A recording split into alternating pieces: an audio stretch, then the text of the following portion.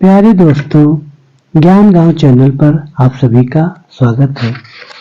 आइए कक्षा 12 के लिए जो हमने हिंदी विषय की श्रृंखला शुरू की है उसमें हम लोग पढ़ रहे हैं गद्य खंड। गद्य खंड में हमने अभी तक 5 पाठों का अध्ययन कर लिया है। आज है पाठ संख्या 6 जो कि एक निबंध है जिसे प्रोफेसर जी सुंदर रेड्डी जी द्वारा लिखा गया है, जो कि एक श्रेष्ठ विचारक, समालोचक और निबंधकार हैं और भारतीय हिंदी के विद्वान हैं जो कि दक्षिण भारत से आते हैं। तो उनका लिखा गया निबंध पाठ संख्या 6 भाषा और आधुनिकता, जो कि एक निबंध है।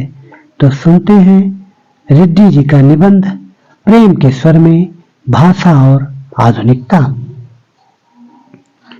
कहते हैं, किसी भी क्षेत्र में रमणीयता लाने के लिए नित्य नूतनता की आवश्यकता होती है। इसी को दृष्टि में रखकर ही माघ ने कहा होगा, क्षणे क्षणे यन्नवतामुपैति तदैव रूपम रमणीयताया। रमणीयता और नित्य नूतनता अन्योन्याश्रित है। रमणीयता के अभाव में कोई भी चीज मान्य नहीं होती। नित्य नूतनता किसी भी सर्जक की मौलिक उपलब्धि की प्रामाणिकता सूचित करती है और उसकी अनुपस्थिति में कोई भी चीज वस्तुतः जनता व समाज के द्वारा स्वीकार्य नहीं होती। सड़ी गली मान्यताओं से जकड़ा हुआ समाज जैसे आगे बढ़ नहीं पाता, वैसे ही पुरानी रीतियों और शैलियों की परंपरागत लीक पर चलने वाली भाषा भी जन चेतना को गति देने में प्रायः असमर्थ ही रह जाती है।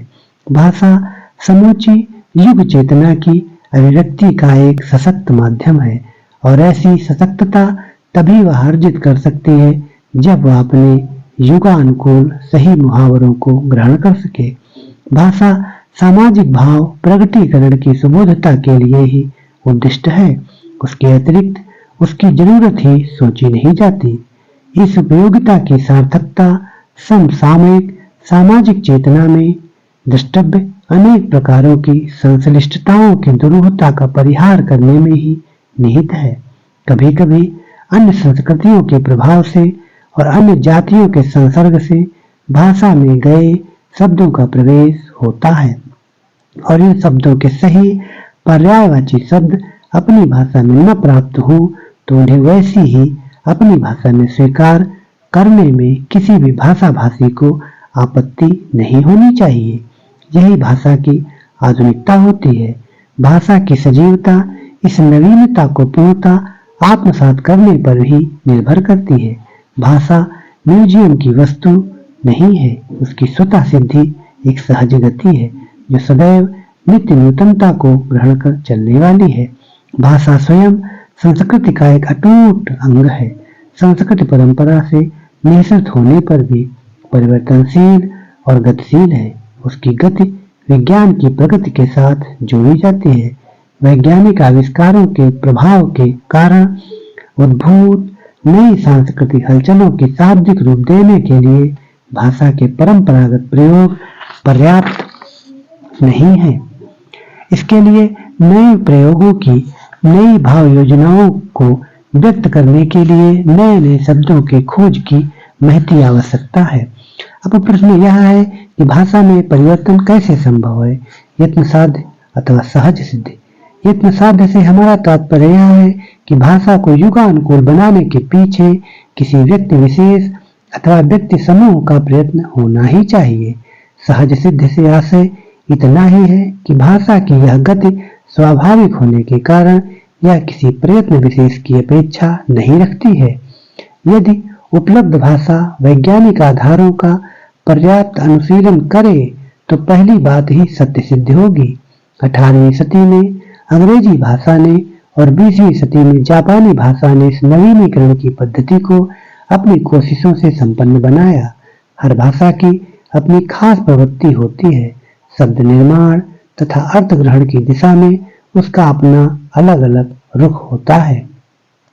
उस विशेष प्रवृत्ति के रुख को ध्यान में रखकर ही बिना उस भाषा की मूल आत्मा को विकृत बनाए हम अन्य भाषागत शब्दों को स्वीकार कर सकते हैं।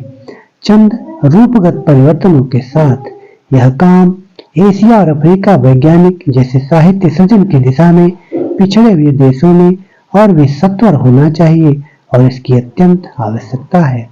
भाषा की साधारण इकाई शब्द है। शब्द के अभाव में भाषा का अस्तित्व ही दुरूह है। यदि भाषा में विकसनशीलता शुरू होती है तो शब्दों के स्तर भी। दैनंदिन सामाजिक व्यवहारों में हम कई ऐसे नए शब्दों का इस्तेमाल करते हैं जो अंग्रेजी, अरबी, फारसी आदि विदेशी भाषाओं से उधार लिए गए हैं। वैसे ही नए शब्दों का गठन भी अनजाने में अनायास ही होता है। ये शब्द अर्थात उन विदेशी भाषाओं से सीधे बहिष्कृत ढंग से उधार लिए गए शब्द भले ही काम चलाऊ माध्यम से प्रयुक्त हों, साहित्यिक दायरे में कदापि ग्रहणीय नहीं। यदि ग्रहण करना पड़े तो उन्हें भाषा की मूल प्रकृति के अनुरूप साहित्यिक शुद्धता प्रदान करनी पड़ती है। यहाँ प्रयत्न की आवश्यकता प्रतीत होती है। और एक प्रश्न यह है कि कौन इस साहित्यिक शुद्धिकरण का जिम्मा अपने ऊपर ले सकते हैं। हिंदी भाषा के नवीनीकरण के लिए भारत सरकार ने अब तक काफी प्रयत्न किया है। इसके लिए सन 1950 में शास्त्रीय एवं तकनीकी शब्दावली आयोग की स्थापना की गई, जो विज्ञान की हर शाखा के लिए योग्य शब्दावली का निर्माण कर रही है। हिंदी साहित्य सम्मेलन जैसी ऐच्छिक संस्थाओं ने भी इस दिशा में कुछ महत्वपूर्ण काम किया। राहुल सांकृत्यायन और डॉक्टर रघुवीर सहाय जैसे मूर्धन्य मनीषियों ने भी इस काम को पहले पहल अपनी अभिरुचि के कारण अपने ऊपर लेकर गतिशील बनाने की कोशिश की। अब तक इस दिशा में जो कुछ भी कार्य हुआ है वह अपर्याप्त ही है, क्योंकि यह कार्य अपनी शैशवकालीन दशा से गुजरकर आगे बढ़ नहीं सका। इसकी प्रगति के अवरोध में दो वर्ग बाधा डालते हैं। प्रथम वह वर्ग जो अपनी शुद्ध साहित्यिक दृष्टि के कारण आम प्रचलित पराये शब्दों को यथावत ग्रहण करने में संकोच करता है।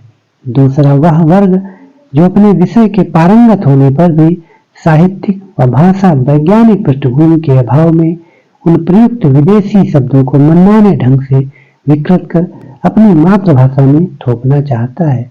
आजकल कई प्रादेशिक सरकारों ने अपने प्रांतीय भाषाओं में उच्च स्तरीय पाठ्य पुस्तकों के निर्माण के लिए कई आयोगों की स्थापना की है।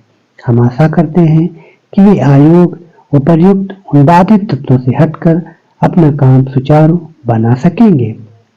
विदेशी शब्द जिन्हें अपनी प्रांतीय भाषाओं में ग्रहण करने की आवश्यकता है, खासतौर पर दो तरह के होते हैं, वस्तुसूचक, भावसूचक।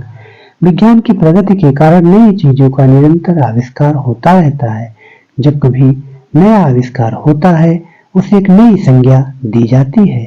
जिस देश में उसकी सृष्टि की जाती है वह देश उस आविष्कार के नामकरण के लिए नया शब्द बनाता है। वही शब्द प्रायः अन्य देशों में बिना परिवर्तन के वैसे ही प्रयुक्त किया जाता है।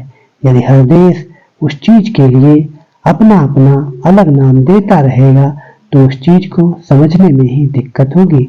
जैसे रेडियो, टेलीविजन, स्पुतनिक, प्राय सभी भाषाओं में इनके लिए एक ही शब्द प्रयुक्त है। और एक उदाहरण देखिए, सीढ़ी लगाना। ऊपर चढ़ने के लिए अनादिकाल से भारत में एक ही साधन मौजूद था, सीढ़ी। औद्योगिक क्रांति आदि ने आवश्यकता के अनुसार और भी कई तरह की सीढ़ियों का निर्माण किया, जैसे लिफ्ट, एलिवेटर, एस्केलेटर आदि। भारतीयों के लिए ये बिल्कुल नए शब्द हैं और इसलिए भारतीय भाषाओं में इसके लिए अलग अलग नाम द्रष्टव्य नहीं होते। इस स्थिति में उन शब्दों को यथावत ग्रहण करने में कोई बाधा नहीं होनी चाहिए। फ्रेंच और लैटिन भाषाओं से अंग्रेजी ने ऐसे ही कई शब्दों को आत्मसात कर लिया और अंग्रेजी से रूसी ने। कभी कभी एक ही भाव के होते हुए भी उसके द्वारा ही उसके और अन्य पहलू अथवा स्तर साफ व्यक्त नहीं होते। उस स्थिति में अपनी भाषा में ही उपस्थित विभिन्न पर्यायवाची शब्दों का सूक्ष्म भेदों के साथ प्रयोग करना पड़ता है। जैसे उष्ण एक भाव है। जब किसी वस्तु की उष्णता के बारे में कहना हो तो हम ऊष्मा कहते हैं और परिणाम के संदर्भ में उसी को हम ताप कहते हैं। वस्तुतः अपनी मूल भाषा में उष्ण, ऊष्मा, ताप उनमें उतना अंतर नहीं जितना अब समझा जाता है। पहले अभ्यास की कमी के कारण जो शब्द कुछ कटु या विपरीत से प्रतीत हो सकते थे, वे ही कालांतर में मामूली शब्द बनकर सर्व प्रचलित होते हैं। नवीनीकरण कितना ही प्रशस्त कार्य क्यों न हुआ हो, उस प्रक्रिया में यह भूलना नहीं चाहिए कि भाषा का मुख्य कार्य सुस्पष्ट अभिव्यक्ति है। यदि सुस्पष्टता एवं निर्दिष्टता से कोई भाषा वंचित रहे तो वह भाषा चिरकाल तक जीवित नहीं रह सकेगी। नए शब्दों के निर्माण में भी यही बात सोचनी चाहिए। इस संदर्भ में यह भी याद रखना चाहिए कि हम पूर्वाग्रहों से मुक्त होकर उस शब्द की मूल आत्मा तथा सार्थकता पर उन्मुक्त विचार कर सकें। अंग्रेजी भाषा शासकों की भाषा रही और भावदासता की निशानी है। ऐसा सोचकर यदि हम नए शब्दों का निर्माण करने में लग जाएं, तो नुकसान हमारा ही होगा, अंग्रेजों का नहीं।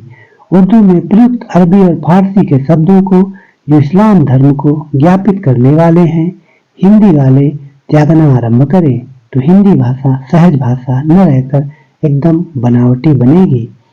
यदि यह नवीनीकरण सिर्फ कुछ पंडितों की व आचार्यों की दिमागी कसरत ही बनी रहे तो भाषा गतिशील नहीं होती। भाषा का सीधा संबंध प्रयोग से है और जनता से है।